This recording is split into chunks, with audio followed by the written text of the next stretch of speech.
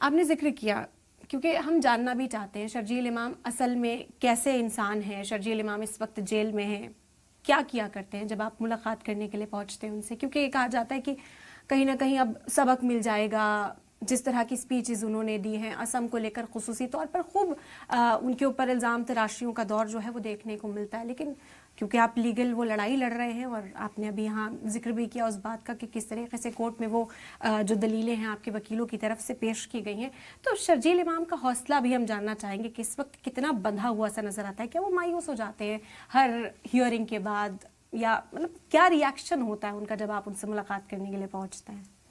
सबसे पहले तो बहुत बहुत शुक्रिया, आपने स्पीच का जिक्र किया। लोग इस क्वेश्चन से भागते हैं, बट मैं चाहता हूँ कि इसी क्वेश्चन पे मुझसे लोग बात करें ताकि मैं हकीकत बयान नहीं कर पाऊँ लोगों के सामने।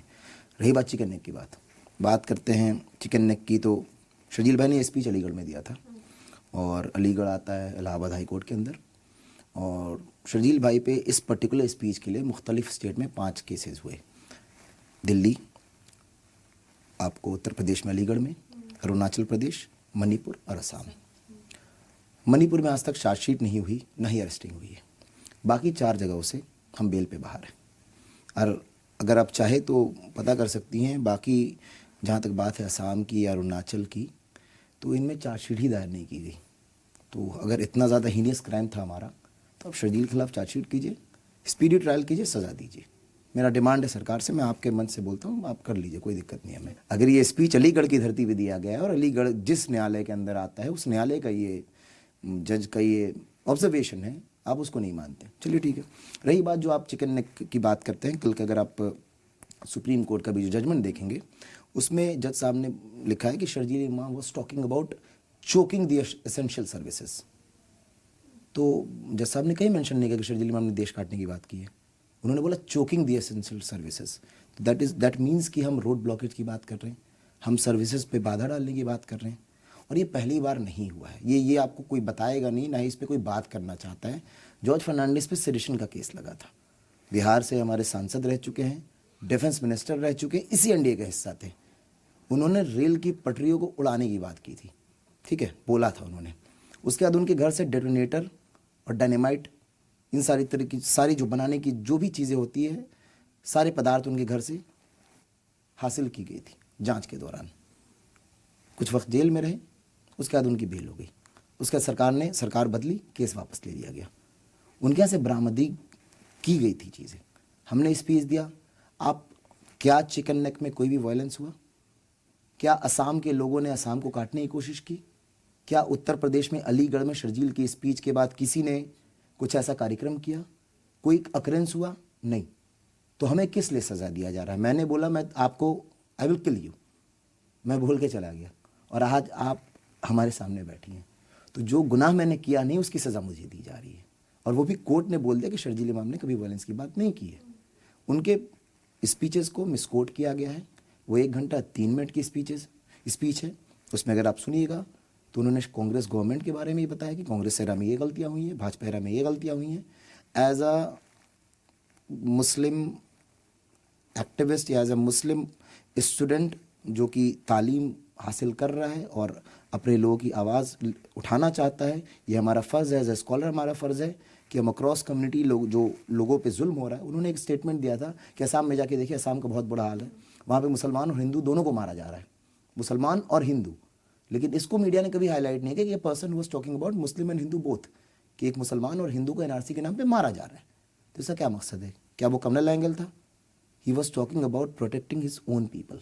लेकिन आपको लगता है कि क्योंकि सुप्रीम कोर्ट ने भी कल जो टिप्पणी की है, अगर उसको हम गौर से पढ़ें या देखा जाए, तो उमर खालिद और शर्जील इमाम 2 नाम ऐसे हैं जिन्हें निकाल कर अलग कर दिया और कहा गया कि ग्राउंड्स जो हैं, चार्जेस जो हैं, वो सबके अलग हमें समझने होंगे और उन्हीं ग्राउंड्स के मुताबिक जो है आगे के जो फैसले हैं या आगे की जो पूरी कार्रवाई चलने वाली है उसी के मुताबिक चलेगी। तो शर्जील इमाम को क्या दूसरे पलड़े में रखा जाए, जो दूसरे, क्योंकि आपने कहा प्रोटेस्ट खड़ा करने के लिए यहाँ पर जो चार्जेस उनके ऊपर लगाए गए हैं फिलहाल उसमें बेल मिलनी बाकी है, लेकिन आपको नहीं लगता कि ये मामले कुछ मुख्तलिफ नजर आते हैं और शर्जील इमाम के ऊपर जो चार्जेस हैं वो कुछ और बयां कर रहे हैं, या अगर उस पर तर्क पेश किया जाता है पुलिस की ओर से तो मुश्किलात बढ़ सकती हैं? इसके 2 पहलू है। उसमें प्राइमा फेसी एक लफ्ज़ इस्तेमाल किया गया है। प्राइमा फेसी का मतलब क्या होता है?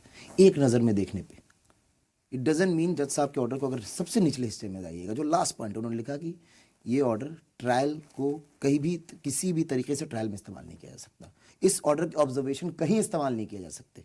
क्यों? क्योंकि जज साहब ने बस कुछ पन्नों को देखा, कुछ दलीलों को सुना और बोल दिया कि अभी बाहर जा सकते कि नहीं जा सकते, दैट्स ऑल। शर्जील इमाम या उमर खालिद को कहीं से भी मुल्जिम जज साहब ने नहीं बताया। नहीं उन्होंने बोला कि इन्होंने दंगा कराया, नहीं उन्होंने बोला कि इन्होंने कोई ऐसा काम किया जिससे देश टूट रहा है। इन्होंने प्राइमा फेसी सरकार की दलीलों को देख के ऐसा लगता है कि ऐसा कुछ हुआ होगा। क्यों? क्योंकि यूएपीए को समझना बहुत ज़रूरी है। जनरली जो केसेस होते हैं उनमें और यूएपीए में एक बहुत बड़ा डिफरेंस है। ये जनरल जो केसेस हुए, मान ली मैंने पे मर्डर चार्जेस लगा दिया, तो इसमें पुलिस को प्रूफ करना हो कि इसने मर्डर किया है, बट यूएपीए में उल्टा है। यूएपीए में सारी जिम्मेवारी आती है कि आपको खुद को बेकसूर प्रूफ करना है। ये स्ट्रिंजेंट लॉ ऐसा ही बनाया गया है। It's not only about Sharjeel इमाम, ये किसी पे भी अगर ये कानून लगाया जाता है कि लोग अगर आप पे लगा देंगे तो आपको प्रूफ बेगुनाही खुद की करनी होगी, बट अदर केसेस में सरकार को प्रूफ करना होता है, पुलिस प्रशासन को, कि ये अगला बंदा गुनाहगार है। तो सरकार ने एक 43D5 जो एक क्लॉज है जिसके अंतर्गत बेल को प्रावधान इसमें नहीं रखा है, उस प्रावधान के वजह से जजेस काफ़ी बंधे होते हैं और उनकी जो पावर होती है वो लिमिटेड होती है दिस पर्टिकुलर केस में बेल देने की। तो जज साहब ने उसी को साइड करते हुए कहा है कि जो लॉ बताता है कि प्राइमा फेसी अगर थोड़ी भी इसमें चांसेस ऐसी लगती है कि सरकार जो बोल रही है उसका 1% भी सही होता है तो आप बेल नहीं दे सकते।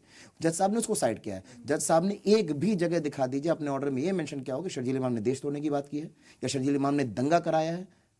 नहीं, उन्होंने बोला कि ऐसी संभावनाएं हो सकती हैं कि ये कहीं से इसमें लिप्त आप शायद उस सवाल को मैं दोहराना चाहूंगी जो मैं आपसे पूछना चाह रही थी कि जब आप मामला लड़ रहे हैं लीगली, तो आपको लगता है कि आपकी तैयारी अब आने वाले वक्त में दूसरे जो मुल्जिमीन बनाए गए थे साथ इस मामले में उनसे मुख्तलिफ होगी, कुछ डिफरेंट होगी? हमारी तैयारी मुख्तलिफ क्या होगी, हमारी लड़ाई मुख्तलिफ है। ये जो भी दिल्ली में, मैं किसी को कमतर या बेहतर नहीं बताने की कोशिश कर रहा, दिल्ली में जो भी केसेस लड़े जा रहे हैं, 2-3 केसेस इन पे हैं दिल्ली शहर में, हमारे पे टोटल 9 केसेस हैं। हिंदुस्तान के हर कोने में, मैंने आपको बताया ना जैसे भाई ने तीर्थ धाम की यात्रा की हो, वैसा वाला हिसाब है। हिंदुस्तान के हर कोने से शर्जील इमाम कुछ महीने जेल में रह के आ रहे हैं। हर जगह हमें वकील करना है, हर जगह हमें पेशी देनी है, हर जगह हमें दलीलें करनी है। तो हमारी लड़ाई डे 1 से मुख्तलिफ है, एक चीज़। दूसरी चीज़, खास कर अभी आपने रिसेंटली एक बहस चल रही थी अभी सुप्रीम कोर्ट में, उसमें टीआई के बजाब्ते रिफ्रेस करते हुए जज साहब के एक ऑब्जर्वेशन को टीआई ने कोट किया था जिसमें लिखा कि Sharjeel Imam seems to be a punching bag. क्यों? क्योंकि हमारे जो को अक्यूज हैं वो भी हम ही को ब्लेम कर रहे हैं, जो सरकार है वो भी हम ही को ब्लेम कर रही है। तो हमारी लड़ाई पहले दिन से मुख्तलिफ है और ये लोगों ने खुद, हमारे साथ वाले लोगों ने बनाया है। हम ना किसी की शिकायत करना चाहते हैं, ना किसी पे इल्ज़ाम देना चाहते हैं। हम खुश हैं, हम अपने हक की लड़ाई लड़ रहे हैं। अक्रॉस कम्युनिटी लोगों का हम पे सपोर्ट है। हमारे अब लोग बोलते हैं हिंदू मुस्लिम, भाई हमारे वकील से लेकर पूरी टीम ही हमारी हिंदू है। हमारे जितने लोग हमारे समर्थन में खड़े हैं उसमें 70% लोग हिंदू मिल जाएंगे आपको, अगर 30% जो हमारी लीगल टीम है। तो भाई क्या हिंदू मुस्लिम, हमारे तो लड़ाई वही लड़ रहे हैं। आप अपने कम्युनिटी के ही लोग लड़ रहे हैं भाई, अपने देश के लोग लड़ रहे हैं।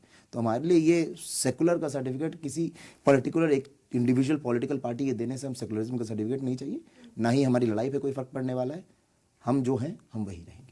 शर्जील कैसे देखते हैं इस लड़ाई को? जब आप मुलाकात करने के लिए पहुंचते हैं, कैसे मुलाकात हो पाती है आपकी, कितनी बात हो पाती है आपकी, वो भी हम जानना चाहेंगे। देखिए 2 प्रोसेस है मुलाकात का। एक तो आप जेल में जाके फिजिकल मुलाकात जिसको कहते हैं वो कर सकते हैं, उसके लिए आपको बुकिंग करनी होती है। उसके बाद दूसरा तरीका है कि वीकली आपको एक वीडियो कॉल होता है, उसके लिए ऑनलाइन आपको आवेदन देना पड़ता है। उसके बाद वो लीगल प्रोसेस के अंतर्गत वो मुलाकात होती है और वीकली उनका थ्राइस वीक कॉल आता है 5 मिनट्स के लिए, जो कि हमने कोर्ट से परमिशन ले रखा है। तो ये सारे तरीके हैं जिसके वजह से उनसे कम्युनिकेशन होता है। मोस्ट ऑफ द टाइम जब भी मुलाकात होती है हम कह सकते हैं हम बहुत ज़्यादा इरिटेटेड हो जाते हैं उनसे। रीज़न बीइंग कि instead of talking about these things and family, he was talking about some political issues कि अच्छा वहाँ ये हो रहा है, वहाँ ये हो रहा है। That is the biggest problem जो मुझे मतलब फेस करना पड़ता है, क्योंकि लाइक हम चाहते हैं कि talk about family, talk about people around us, but उनके दिमाग में अच्छा ये बताओ बिहार में इलेक्शन में क्या चल रहा है, बंगाल में क्या चल रहा है। मतलब अम्मी इज़ लाइक एट टाइम्स अम्मी बोलती है भाई घर की कोई चीज़ें कर लो, बात कर लो वगैरह। अब जाहिर सी बात है, माँ है, माँ की शफ़क़त है, वो एक्सपेक्ट करती हैं कि बेटा थोड़ा इन चीज़ों पे बात करें। लेकिन भाई is like totally always talking about politics and all, उनके साथ क्या हो गया, वहाँ क्या चल रहा है, लीगल में ये क्या हो रहा है, ये कि उन्होंने क्यों स्टेटमेंट दे दिया। अभी recently he was talking about वो बिहार इलेक्शन में कंटिन्यूसली कि बिहार में क्या चल रहा है, क्या हो रहा है, कैसे, फिर ये सारी चीज़ें चल रही है उनके जहन में। यही सारी चीज़ें होती रहती है। मोस्टली वो इन्हीं सब चीज़ों पर बात करते हैं। और हाँ, आधे टाइम वो जब कॉल करते हैं तो उनका मोस्ट ऑफ द इस नंबर को नोट करो, इनकी बात वकील साहब से करा देना, इनको ये मामला है, इनकी मदद कर देना। दूसरा, लिस्ट ऑफ बुक्स वो लिखाएंगे फ़ोन पे कि वो कॉल पे जब भी बात होगी ये पूरी किताबों की लिस्ट लिख लो, ये मुझे भिजवा देना। तो मोस्टली यही बात होती है। और चलिए ठीक है, जो जिस चीज़ में उनको सुकून है वो हम करना है, हमारा फ़र्ज़ है वो